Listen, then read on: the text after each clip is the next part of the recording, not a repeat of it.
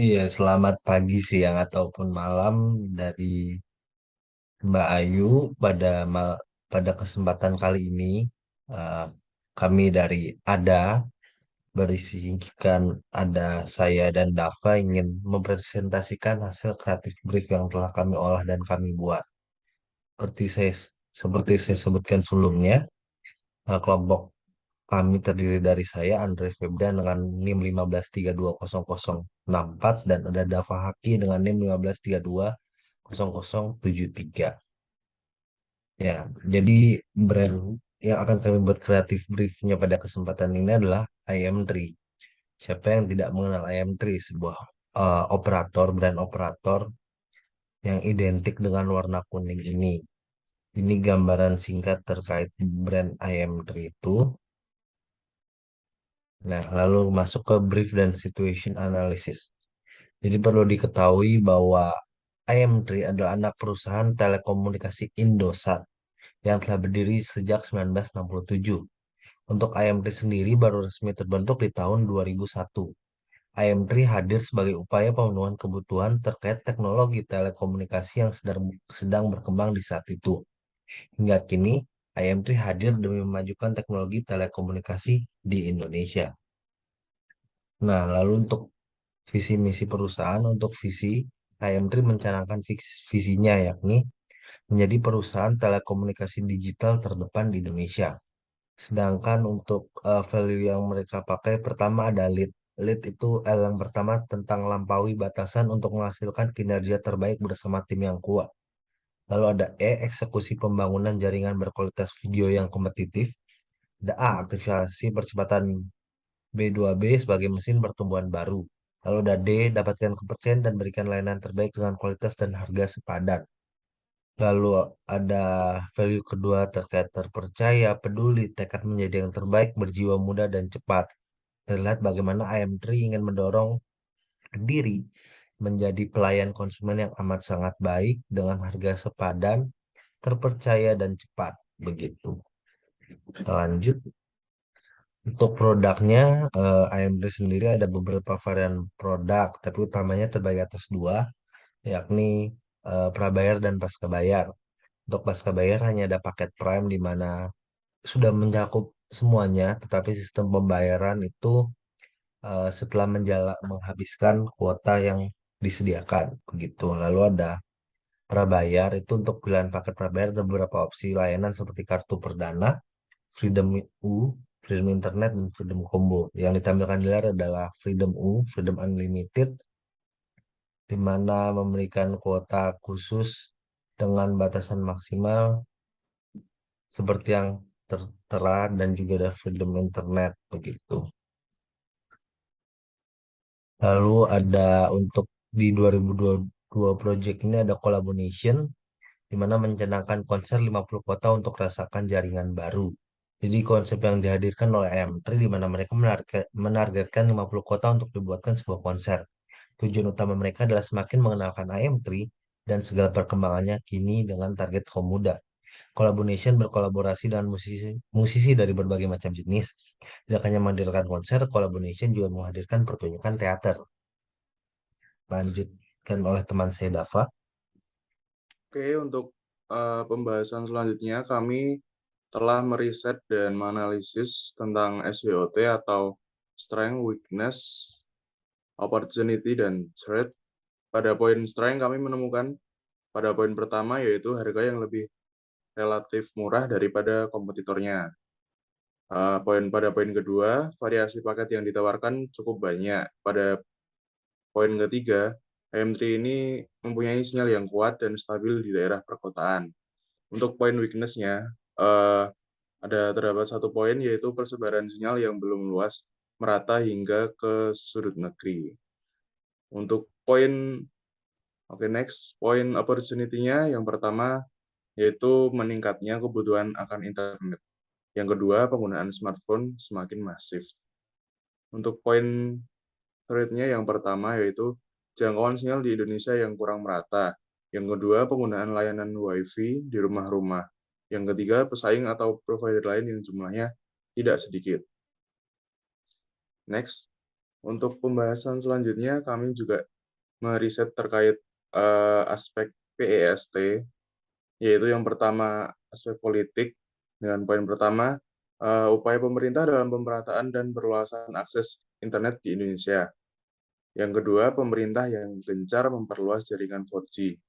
Untuk aspek ekonominya, pada poin pertama, paket internet telah menjadi kebutuhan primer masyarakat. Yang poin kedua, semakin tingginya harga-harga di pasaran membuat masyarakat menginginkan akses internet yang murah dan terjangkau. Next, untuk aspek sosialnya, yaitu generasi kini adalah generasi yang terus terkoneksi dengan internet. Yang kedua, generasi yang ada kini menginginkan akses internet yang kuat dan stabil. Untuk aspek teknologinya, jaringan 5G belum luas dan merata. Yang kedua, proses pengembangan Internet of Things yang belum mampu berjalan menyeluruh dan sempurna. Oke, next. Untuk pembahasan selanjutnya, kami juga melakukan riset kompetitor, yaitu provider Telkomsel, Smartfren, dan XL Axiata.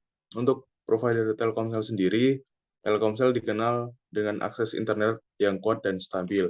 Sinyalnya ada di mana-mana dan tetapi harganya yang paling mahal di antara provider lain. Sedangkan provider Smartfren memiliki pilihan paket yang terjangkau, ada paket unlimited yang menarik di kalangan milenial, tetapi kecepatan internet yang seringkali lambat dan tidak stabil. Nah, untuk provider yang ketiga yaitu XL Axiata. XL Axiata banyak memberikan promo, terdapat juga opsi upgrade ke XL Prioritas, tetapi sinyal 4G-nya masih kurang merata. Oke, next. Berikut perbandingan tiga provider tadi dengan keunikan, target, dan brand value masing-masing.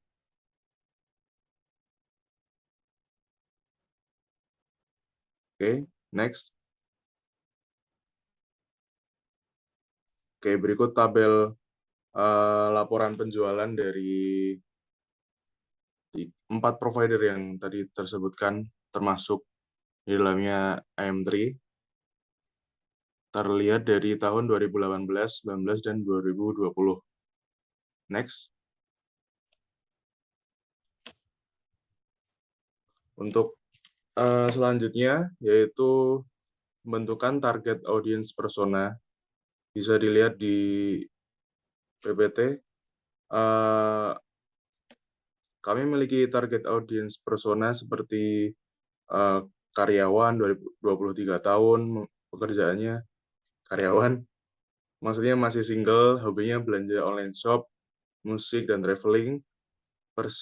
Personality traits-nya konsumtif, sering menggunakan internet, aktif bermedia sosial. Media interest-nya Instagram, YouTube, WhatsApp, Twitter, dengan rata-rata penggunaan 2 jam per hari. Next. Ada target audience persona yang kedua, yang kurang lebih memiliki pekerjaan sebagai mahasiswa dengan hobi gaming, musik, olahraga. Personality traits-nya sering bermain game online, konsumtif dalam pemakaian kuota. Sebagai mahasiswa juga cukup menjaga pengeluarannya. Media interest-nya TikTok, Instagram, WhatsApp rata-rata 5 jam per hari. Oke, next. Pada brief kali ini, kami menggunakan objektif, yaitu meningkatkan brand awareness kepada IM3 sebesar 5% dari penggunanya saat ini, dalam rentang waktu Desember 2022 hingga Januari 2023. Oke. Media selection atau next. Kami menggunakan dari Peso, kami menggunakan paid dan own. Paid-nya terdiri dari Instagram Ads, TikTok Ads, Facebook Ads, dan KOL. Sedangkan own medianya menggunakan Instagram, TikTok, Twitter, dan YouTube. Selanjutnya akan dijelaskan oleh Andri. Baik, kembali ke saya terkait konten pilar dan plan.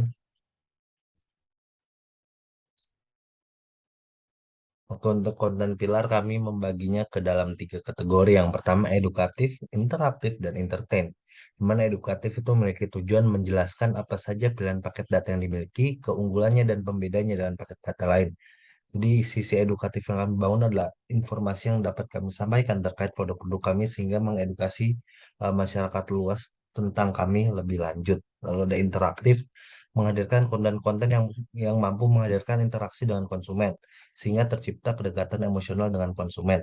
Ya tujuannya adanya hubungan interaksi ini tercipta keterikatan juga akhirnya menimbulkan hubungan emosional yang kiranya baik bagi ke depan IM3 ini.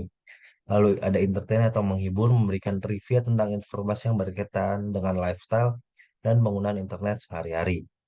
Lalu untuk topiknya bisa dilihat. Lalu untuk proporsinya kami membagi edukatif sebesar 50%, interaktif 30%, dan entertain 20%. Kenapa kami menekankan pada edukatif? Karena menurut kami eh, awareness kami dibangun dengan kami bisa memberikan informasi seluas-luasnya tentang kami sehingga semua orang bisa mengenal, bisa tahu dan nantinya akan memiliki keinginan untuk mencoba IM3. Jadi seperti ini ada yang pertama itu interaktif menghadirkan konten-konten yang mampu menghadirkan interaksi dengan konsumen, tercipta kedekatan emosional dengan konsumen.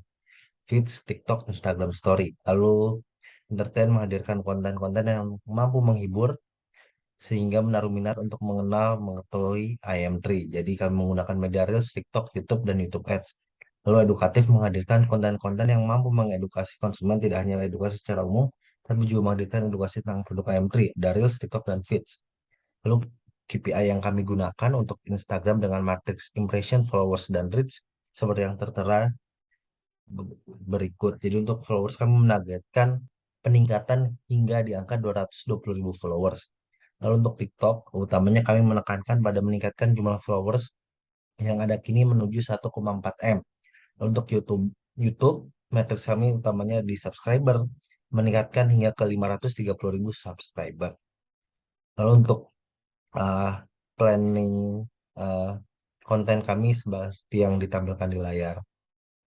Kami menggunakan treatment 2 hari sekali karena tidak menurut kami intens itu menguras energi. Selain itu juga dirasa kurang efektif karena nantinya tidak akan menghasilkan konten-konten yang bermutu dan berbobot kuat gitu. Bisa dilihat kami menekankan di edukatif, memberikan informasi yang luas tentang hal-hal serba-serbi terkait IM3 dari 5G-nya, lalu juga dari paket-paket kuota yang kami miliki, paket-paket yang kami jual, yang kemudahan-kemudahan lain yang didapat dengan menjadi customer IM3 gitu. Bisa dilihat.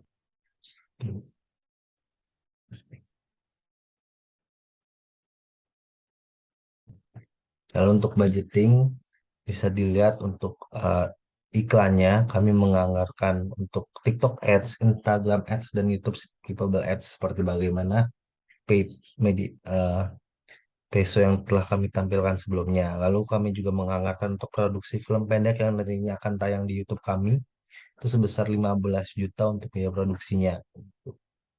Lalu untuk eh, KOL yang setelah disebutkan kami menggunakan brand ambassador yang kerak sudah beberapa kali kerjasama dengan kami terkait di collaboration. Ada Yura Yunita dan Nadine Amiza.